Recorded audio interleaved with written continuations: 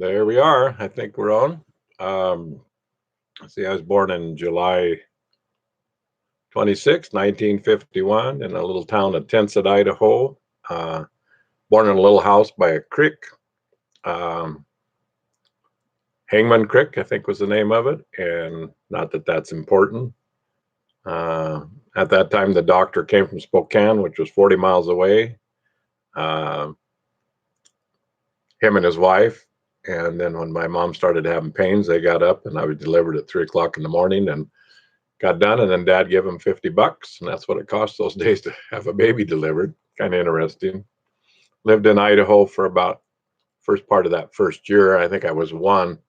We moved up to Libby, Montana. My dad was a logger and there was a lot more work up there. And so we moved up there when I was about 1 year old and was baptized in the Methodist church up there. That's where we attended at that time. And then,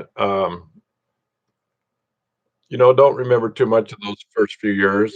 And then we went and moved down to St. Mary's, Idaho when I was about three for about 6, 8, 9 months, maybe something like that. And then back to Libby and then was in Libby pretty well the rest of my childhood until about 15 years old. And we moved to Tensett, Idaho. Um, Childhood was very strong in church.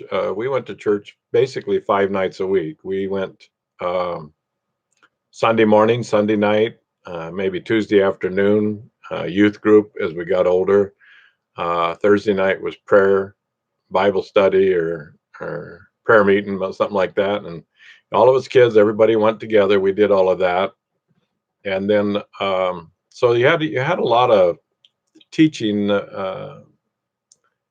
Intro to Bible and understanding as a kid, enough that it had touched my heart enough. I remember being 8. I was baptized in Troops Lake between Libby and Troy, Montana. We were baptized as a baby, but when we went to the Faith Bible Church, they felt like it was a person should be submerged. And so that was their format for baptism. And so I was rebaptized at 8 years old. I remember it being very emotional to me. It really touched me to be baptized with Pastor Kutz, and there was probably a lot more going on in my life spiritually in those days than maybe where a lot of kids maybe. Um,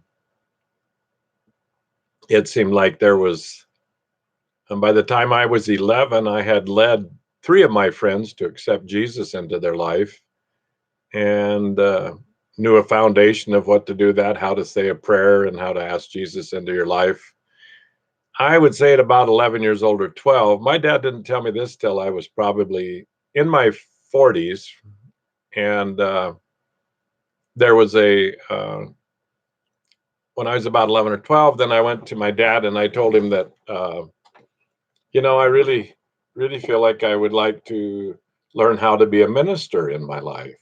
And my dad said, they don't make very much money. And my dad was a logger. He made very good money for a working man. And so I would probably encourage you to think of something else you'd want to do as a career.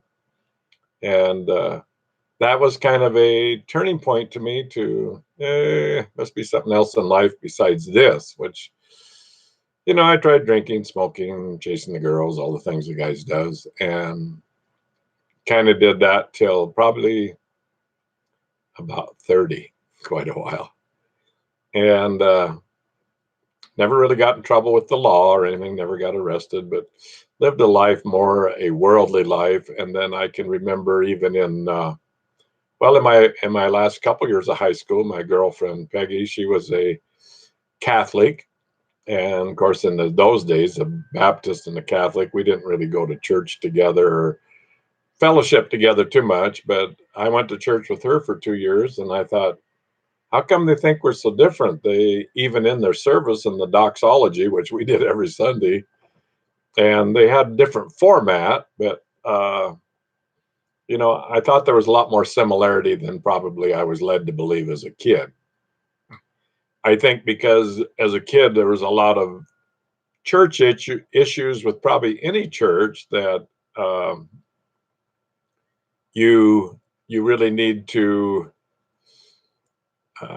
these are issues are real important. I remember one time, just give you an idea, in later years, a guy asked me one time, he said, well, I can prove to you in several ways that really the Sabbath day is the one to keep holy, not Sunday, it's Saturday. And I thought, why would you take a day off? Why wouldn't you worship every day, enjoy the Lord every day, and then you don't have to worry about which day it is, let alone what's that kind of issue is going to be when I die and go to heaven. Is God going to look at me and say, you know, Ron, did you worship on Saturday or Sunday? And, well, God, I was born Baptist and we did it on Sunday. He said, okay, you go to hell next. No, I don't see God that way at all. I think we probably get a lot more things misunderstood or misled or focused than maybe are really important. I don't know. It's just my thoughts. And so anyway, that was on through there, on through, of course, in my 20s, I was an entertainer and played and sing in the clubs a lot. And when I was 30, I met my wife, Arvie, and met her in a club. That's somebody was talking the other day. They couldn't believe that we met in a bar. And I remember that she said prayer before we had dinner, and I hadn't been around that too much and for many years. And that she, you know, she just really seemed to have a heart for God. And I really thought that's probably what I need to be back to. And I was drawn to her and drawn to that at the same time. We always lived a life far more focused on faith and Bible understanding, and really had just a wonderful, wonderful years together. She passed away in January this year, January 16th. And, but had really blessed me so much in my life to have at least where God was okay for both of us. There's a lot of people where they're different denominations or they're different religions, or one believes and one don't, but they get along fine. There's a real blessing in whatever harmony you can have in that way. And so that goes on till about, I think one of my next, well, I'll see that there's an interesting point that took place in about 1987. I didn't have my son with me. He stayed with his mother, and that was kind of Washington law that the mother keeps it unless you can prove the mother unfit. Even if the son wanted to go, it wasn't common that he could go with his dad. And so, let me pause here a minute if I can figure it out. I'll just end it. There we go. Sorry, I didn't. She's teaching me how to record this. So, Peggy will be back Friday. oh, okay, This Friday. okay. I'm gonna go out and make sure her room gets clean. Look through a little bit. Okay, yeah, I can check on it too. But I'll check with these guys out here now. Okay. Okay.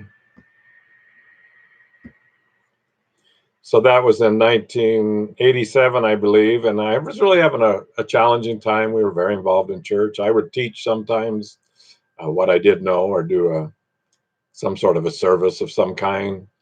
And but there was a time when my mom called me and said that the state of Washington was changing their point of view on a child and his mother and father, that they've always said that you had to prove the mother unfit for the child to go to the father. And I'd been praying God I would open some door. And so that happened that day. Then I seen on the news, I think that morning when I got up, there was about, in a national level, the whole nation was looking more towards how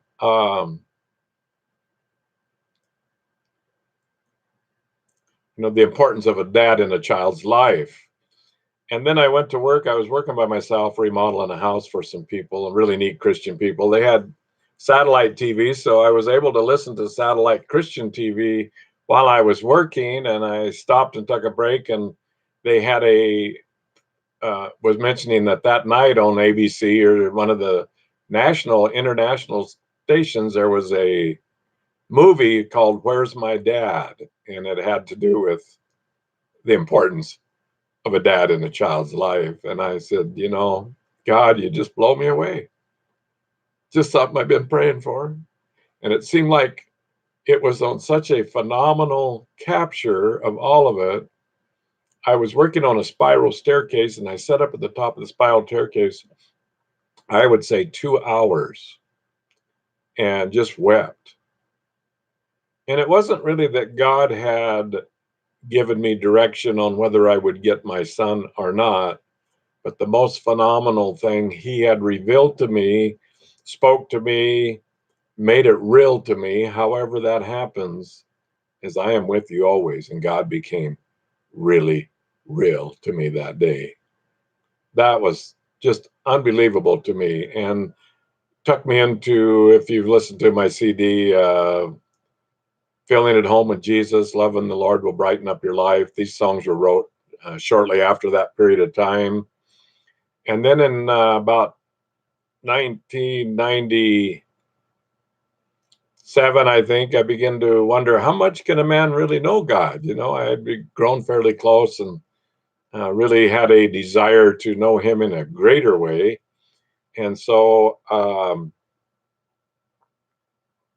my wife was attending a church, and I began to go to that church a little bit, and it was Assembly of God Church. And then my brother Butch was a Missouri Synod Lutheran, and he said, Ron, if you read the Bible complete, it'll increase your spiritual life 20%. And I thought, I'm a businessman. That's not bad. 20% is not bad return.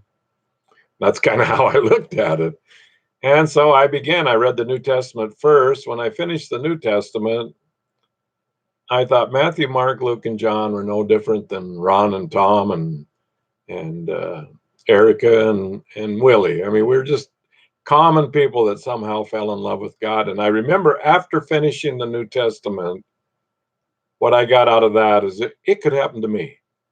I could really, really find a more radical connection to God than just really believing in him. And I begin in the Old Testament, and I think I made it 5 or 6 books. I'm not quite sure exactly where I was at, but in a prayer time one night, Pastor Joe prayed for me, and I felt the presence of God come into my life that was overwhelming. And now 20 plus years later has done nothing but grow. Something happened, and I've always said, you can argue about religious point of views, but there's no argument about what's gone on in my life. It filled me with love. I think love was back in 1987 when you listen to Loving the Lord Will Brighten Up Your Life and Feeling at Home with Jesus. There's so much love, and the Bible says God is a spirit of love, and it takes it to a whole different dimension of love, I guess you would say, that really can't be understood until it probably takes place in your life. So then that continued on, and then pretty soon I had opportunity to do prison ministry. Started an intro to that. A guy invited me to that. I started to do some prison ministry, and then there was a couple guys from Riverton, and they were speaking at a Missionary Alliance church. I don't think they really went there. They just let them use their building because they were missionaries. And so they taught that night, and I went to that, and I was really intrigued with that. In fact, my wife and I invited them home, and they stayed with us 2 or 3 days. We were excited about people that were real excited about God and an opportunity to learn from them. And so we did that, and then they had been working in the refugee camps in Thailand, and that's where the Karen people, Karen, Karen people were pushed out of Burma by what they called it, the Red Buddhist Army or something like that. But anyway, they would come into a village and steal everything, burn everything that they left behind, rape women, kill old people. It was just really ugly. And so they ran to Thailand for safety. And so, and their guy there that they'd been over there connected with, was named Pastor Sumchai. And so then Sumchai. And then Pastor Sumchai ended up in America a few months later. And so then they called me and told me he was here. And I said, if he wants to come visit us, I'll pay for it. So we flew him from Portland to Salt Lake, went down, picked him up at Salt Lake, and brought him up to Lander for a few days, and just had a phenomenal time sharing. Samchai's story, first story that he told, I've told it 1,000 times, is that he had a motorcycle and God told him to give his motorcycle away. So he gave his motorcycle away to a neighbor, to somebody that God had kind of led him to. And then he came home and his neighbor said, "You goofy, crazy, you give away your motorcycle. Now you got to walk." That's really dumb, you know? And Samchai said, "Yeah, I'm crazy about my God." And a couple weeks later, Samchai come home and somebody had given him a 4-door Isuzu pickup. And so his neighbor says, maybe your God not so crazy.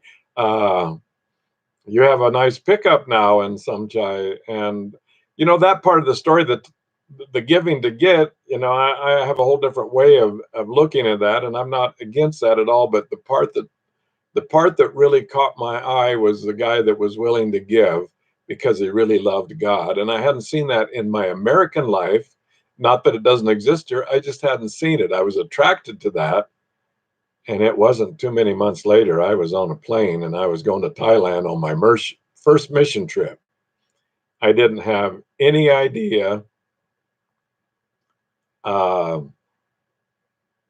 about religious teaching too much. I didn't have any idea what to teach. All I could tell you is, you know, I used to say I don't know who was in the lion's den. I don't know who had the boat, but I can tell you one thing is I really love God. And over these years, I think that's the gold in the whole thing. All the stories lead us and draw us into that dream, but for some reason, you can't teach it, but for some reason I was drawn to just really fall in love with God. And I think I'll leave it right there now, but that's a good start. Amen.